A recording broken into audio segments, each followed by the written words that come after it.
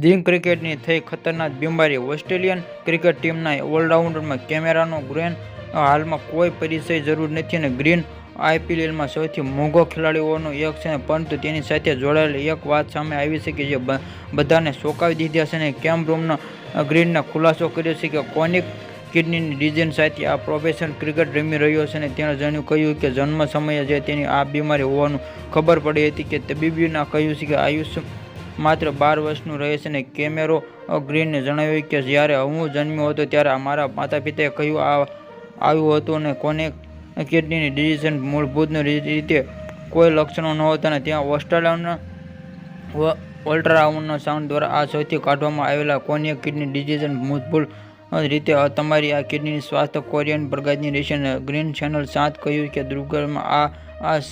60% પરિસ્થિતિ નેશનમાં હું તમારી ખૂબ જ ભાગ્યશાળી છું અને અન્ય કિડનીની જેમ સ્વસ્થ છું.